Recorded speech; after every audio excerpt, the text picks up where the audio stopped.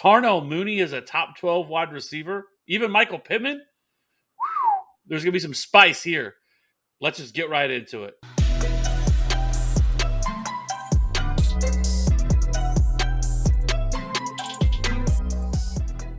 My wide receiver one rankings are Justin Jefferson, Cooper Kupp, Jamar Chase, CeeDee Lamb, Stephon Diggs, Devontae Adams, Tyreek Hill, Mike Evans, Michael Pittman, Keenan Allen, Marquise Brown, and Darnell Mooney.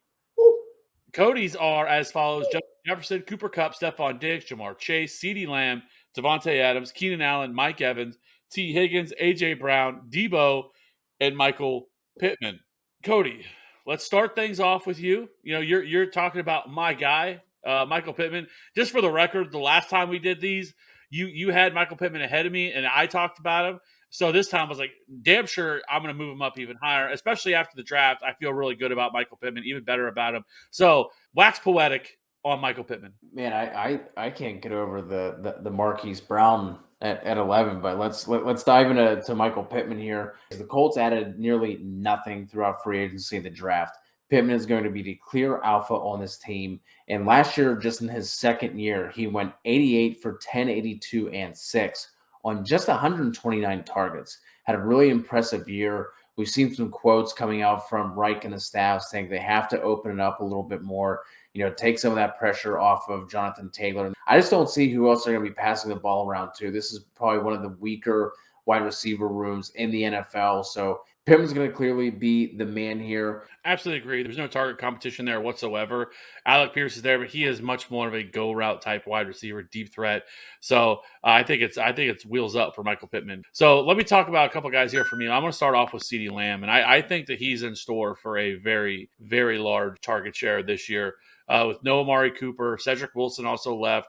That's almost 140 targets that are vacated. It's very likely that Michael Gallup will start on the PUP list. And so right now, I mean, I'm not worried about James Washington whatsoever. Jalen Tolbert, I do think can end up being kind of a weapon, but he's not going to see a large target share in year one either. So I think it's really wheels up for CeeDee Lamb this year. Only had 120 targets last year, averaged about 7.5 targets per game, 24% target share. So there's lots of room to grow here for CeeDee Lamb. So I absolutely love him this year. I think that you could see him go up to 150 ish targets, maybe 160 targets this year for him. So it's going to be really hard for him to fail here. And I think now that he is kind of the alpha. Next up, I want to talk about Tyreek Hill, who I think for some people he's going to be kind of all over the place for, right? I know some people are going to have him as a wide receiver too. I can't have him outside of a wide receiver one. I don't care that he's in Miami. We've seen him with an average to slightly above average quarterback in Alex Smith, right? And he was also a wide receiver one. Tyreek Hill has been a wide receiver one every year of his career outside of his rookie year. This is just what he does. He wins on efficiency. He can win on volume. He is an absolute game changer at wide receiver. He was sharing target competition with Travis Kelce in 2017 with Alex Smith. In that year, he only had 105 targets, still wide receiver one, 75 receptions, 1,200 yards, 7 touchdowns. He was 7th in fantasy points per game that year.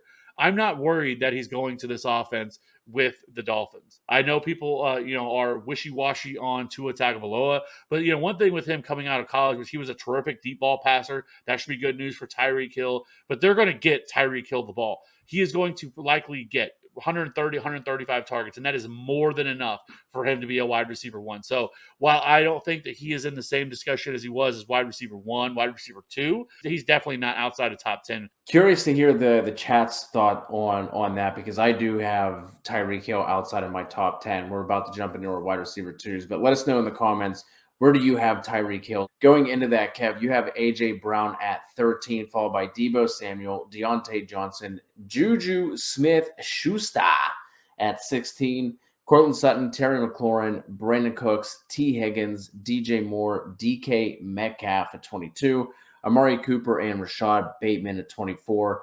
I have it Judy, Mooney, Tyreek Hill, Deontay Johnson, Chris Godwin, Brandon Cooks at 18, A-Rob for the brand at 19, Terry McLaurin, Marquise Brown, Amari Cooper, Courtland Sutton, and I also have Rashad Bateman at 24. I'll just jump into this. I was going to talk about Hollywood Brown. You having him at 11 kind of kills my whole wide receiver 2 talk. But, I mean, I was really digging Hollywood as a wide receiver 2 before the DeAndre Hopkins suspension came out, but now like you have to love that. But I'm not sure if he's going to be going up toward where you have him. I'm not sure if I'm going to be willing to pay that premium to get him for that, expanded role through the first 6 weeks. But obviously, it has to be good news considering the connection he has with Kyler. And then add to that, there's question marks outside of DeAndre Hopkins now on that roster. AJ Green looked okay at times last year. And then, Rondell Moore next in line. But, obviously we saw him pop with Lamar Jackson, who has questions and limitations as a passer. Kyler Murray does not. So I love this, but man, you having him at 11, that is spicy. Yeah, I just think it's an upgrade in offense. I think this is an offense where there's no question that they're going to pass the ball more, much higher pace as well. So, especially this first 6 games without DeAndre Hopkins, he is going to be much more of the focal point of the offense through the passing game. Christian Kirk is gone. They did bring back AJ Green on a 1-year deal. I'm not really all that concerned with AJ Green. AJ Green is just more of a depth piece at this point. I don't know what to expect from Rondell Moore, but I do think Marquise Brown is a great fit for Kyler Murray. Kyler Murray was top 7 in deep ball attempts last year. So I think he's definitely going to see a ton of that. And then it's only going to open up for him once DeAndre Hopkins is back, now having both of them on the field at the same time. So that's why I love him. And I did want to mention, too, people are going to look at this and see Deebo Samuel at wide receiver 14 for me, and they're going to be like, whoa, what? Like, this guy just absolutely balled last year, and I agree. But right now, there is a lot of negativity going on surrounding the 49ers. We're getting reports after report that the 49ers do not like Trey Lance. They are very underwhelmed by him. And that I think that is some reasons why Jimmy Garoppolo is still there. I don't even know if Trey Lance is going to start this year. If he does, because I don't think they have a choice. So you spend that kind of draft capital on a quarterback, I don't think you can let him sit another year. Right now, if Trey Lance is the starting quarterback, I am not that enthused about this entire passing attack. He didn't look great last year as a passer. This is a guy who's going to run the ball a lot. It's going to take away opportunities. And I don't know if Deebo Samuel is going to run as much as he did last year. You have to take into consideration, this man had 59 carries for 365 rushing yards and 8 rushing touchdowns last year. His rushing totals last year accounted for 25% of his fantasy points.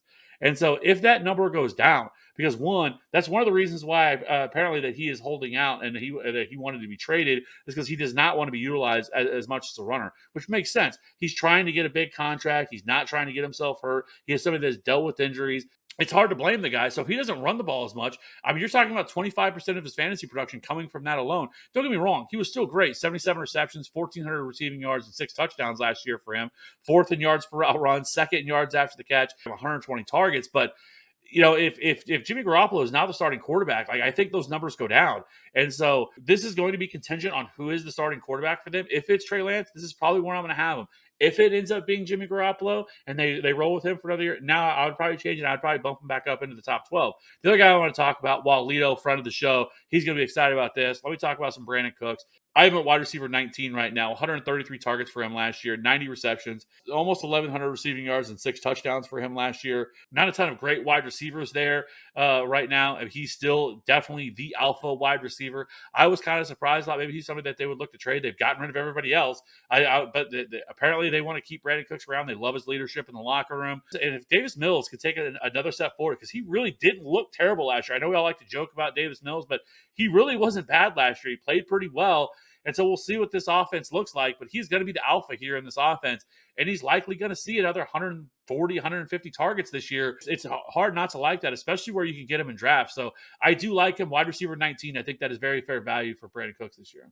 Let's go ahead and jump over to our wide receiver 3s. You have Chris Godwin at 25, followed by Mike Williams, Jalen Waddle, Michael Thomas, Elijah Moore, Allen Robinson, the absolute disrespect. One spot ahead of Allen Lazard, Jerry Jeudy, more disrespect, DeAndre Hopkins, Drake London, Jacoby Myers, and Gabe Davis at 36. I have Michael Thomas at 25, followed by Mike Williams, Jalen Waddle, DeAndre Hopkins, Gabe Davis for me at 29.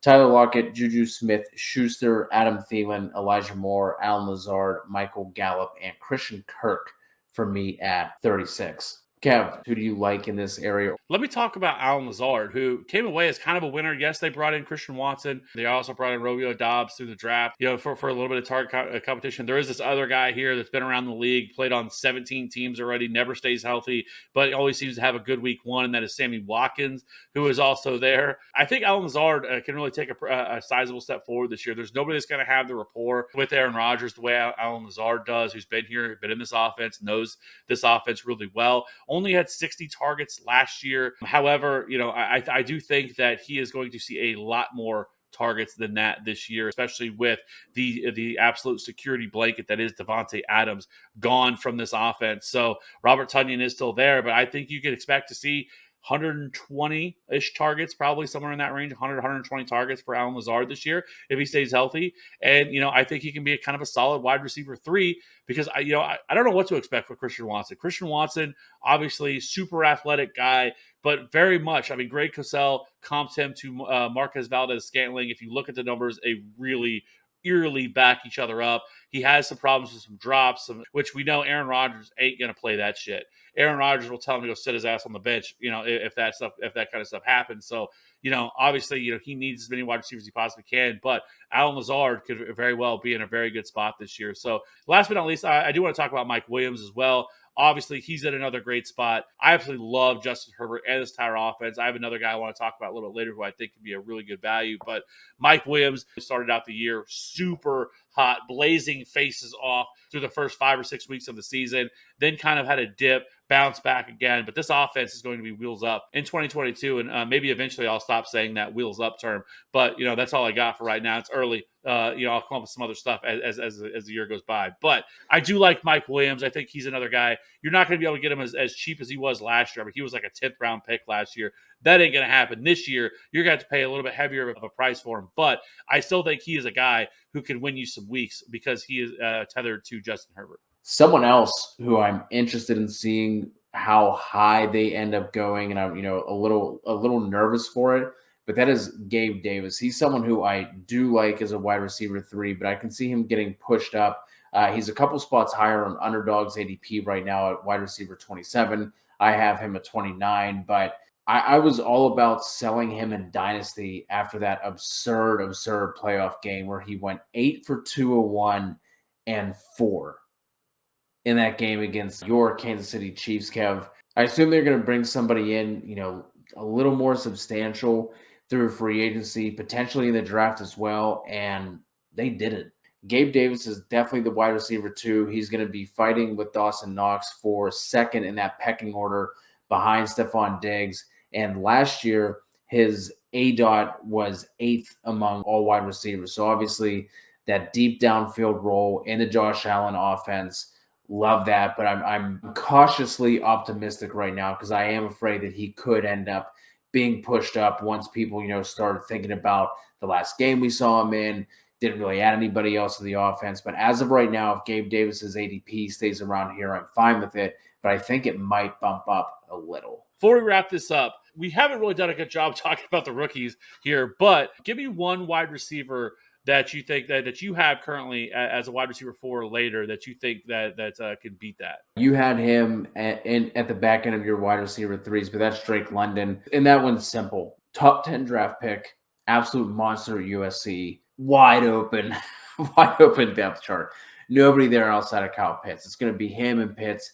Now, there are some questions, obviously, surrounding the quarterback situation. I think just based off of pure volume and opportunity, Drake London is a guy to keep an eye on. Another wide receiver that I'll throw out to, someone who we weren't as high on as a lot of other people were in the pre-draft process, but that's Chris Olave. And I think at this point, especially for year 1 in redraft, I prefer Olave to Garrett Wilson. And I was definitely not on that train beforehand. But I just think in that offense, you're looking at Michael Thomas, Alvin Kamara, and then who else do they have? Traquan Smith. We've been waiting on that breakout for what feels like 7 years. Marquez Callaway was supposed to be that guy last year. That didn't end up panning out. So now with Jameis Winston, we know that he'll just YOLO ball down the field. I think that's going to be a really nice fit for Olave. So he's someone who has definitely been rising up, at least for redraft purposes for me after the 2022 NFL draft. I do like both of those guys. Treylon Burks kind of interesting, but I think he's going to be overdrafted. People are going to take him too high, despite the fact the volume is definitely there for him. I love Sky Moore. I've seen one of the best comps I think to him is actually DJ Moore. But I just think it's a very crowded wide receiver room this year, and so I don't think he's going to be a guy that's going to break out and redraft. So I just wanted to hit on some of the rookies, so we can talk about it a little bit. The last but not least, the guy I do want to talk about was a rookie last year, and that is Josh Palmer. It looks like he's going to be the wide receiver 3 for the Chargers this year. A lot of people thought the Chargers were going to spend some heavy draft capital on a wide receiver this year. They did not do that. They did not bring anybody else in. You look at Josh Palmer, especially over the ending part of the season last year, 3 of the last 5 games last year, he put up double-digit fantasy points, 17.6 in week 14, 15.3 in week 15, and 14.5 week 18 against the Raiders. So if anything happens to either one of these wide receivers, Mike Williams has not been somebody that's been able to stay healthy. And then Keenan Allen is also getting older. He's getting up there in age. So if anything happened to either one of these guys, it could be wheels up for Josh Palmer in 2022, That is going to wrap it up. Appreciate all of you rocking with us and checking this out.